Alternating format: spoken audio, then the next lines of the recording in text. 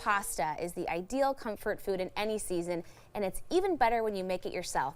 Here to show us how easy it can be, we welcome back cooking instructor Katie Cook. Great to see you. Hi, it's good to see you. Homemade pasta. Yeah. Why not? Why not? I also have my handy dandy pasta machine here. You can absolutely roll it out by hand with like a rolling pin. I've even used a wine bottle before when like in a pinch. Yeah. But everyone wants to get rid of their pasta machines right now because it's spring cleaning, and I'm begging you to keep it. Stick with it. Yeah. We'll show you how, because the ingredients are so simple. Every time I see somebody make pasta, I go, I can do that someday, somehow. And today's the day for us. Today is the day.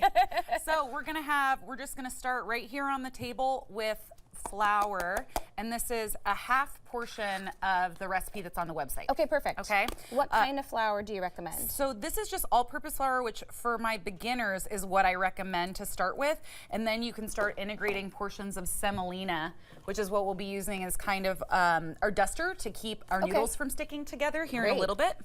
But start with AP to get the feel for it first, okay?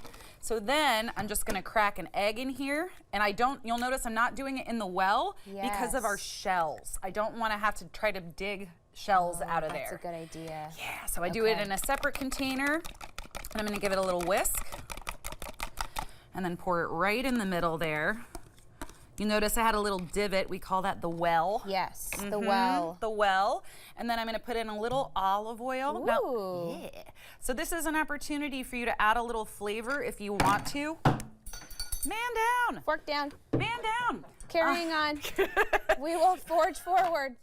Sally forth. And then I'm going to add a couple nice big pinches of salt here. Oh, nice. Okay. Yeah, I got to have your flavor. So from here, I'm going to go through and I'm going to start to integrate a little bit of flour into my liquids here in the center. Okay.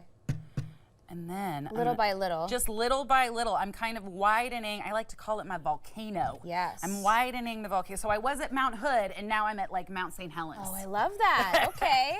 That makes sense to us. Yeah, now I'm gonna add a little bit of water. And by the way, you can absolutely do this vegan without the egg if you want to. Okay, so now as I'm starting to incorporate, you'll notice I don't have as much wet.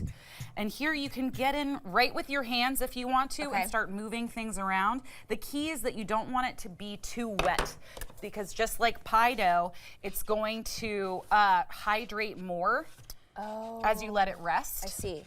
Mm-hmm. Okay. So we want it to be like pretty firm. It needs to come together, but yeah, you don't want to overdo the wet ingredients. I want a little bit more water here. Okay. And we'll fold it in.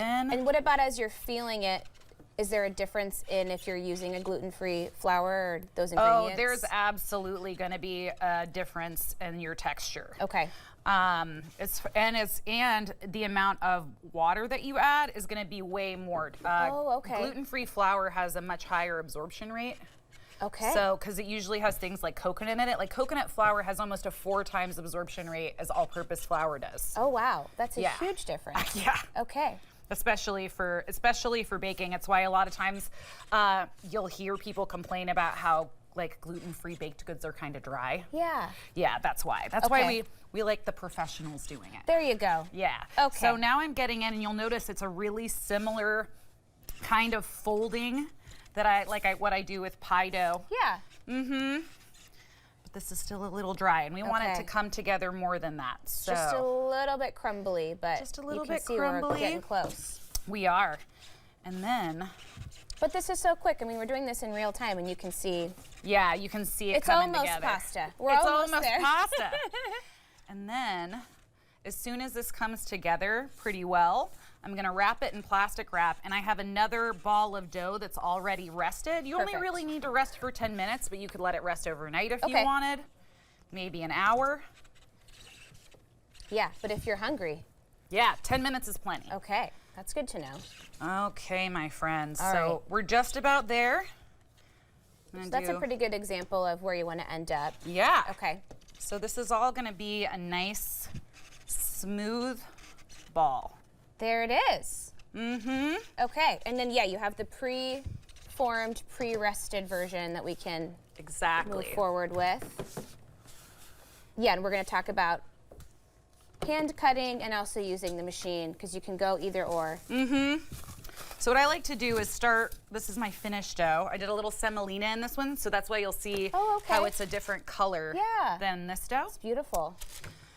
And I'm just gonna cut this into quarters. Okay. And when we dust it, just like most other baked goods, we are going to only give it a little bit, that fairy dust sprinkle. Okay. Okay? Don't overdo that.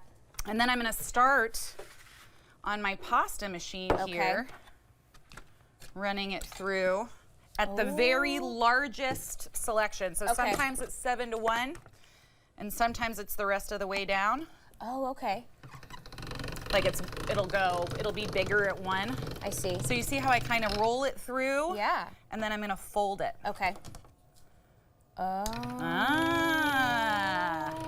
So we're finishing the kneading process in the machine. Okay. And it's just gonna kind of perfect everything.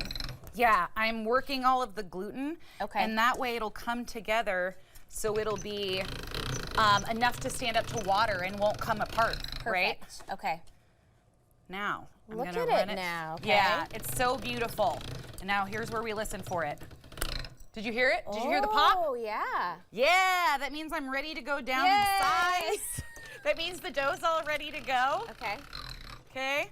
We're gonna hustle it through. Normally I like to do a few times through each number. Okay. But we wanna be able to cut our dough. So do you want fettuccine or do you want angel hair, my friend? Oh, fettuccine. Perfect. Yummy.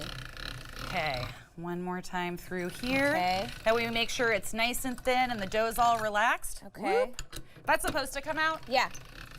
That way we can move it over to the cutter. Okay, so I want you to kind of put your arm underneath so you can loosely catch that. I'm in your way, this way. Other way. Oh no, oh no, okay. It's okay. What's happening? We got gravity. Look at that. And we just did this in 5 minutes. Yeah, we did. Yeah, we did. Noodles. We Dinner have served. noodles. Yay. Should I lay these gently over here? So you can hang them from a spoon if you want. Okay. Or you can kind of pile them onto your tray and sprinkle them with the semolina so they don't get stuck together. And I like to kind of like nest mine a little bit. And you're like, oh, that's a portion right there. Yeah, that's a whole little meal. Yeah, and then you'll just shake off the semolina before you dump it in water. Perfect. Because this is fresh pasta, you only have to boil it in salted water, like salted like the ocean, for like 1 to 2 minutes until it floats. Salted like the ocean. And then it's supposed to be that salty. We are out of time, so we're gonna have to do our hand cutting next time, but this was magical. 5-minute homemade pasta. 5-minute pasta. Thank you so much. Great You're to welcome. see you. It's good to see we'll you. have more information on our website at katu.com. We'll be right back with more Afternoon Live right after this.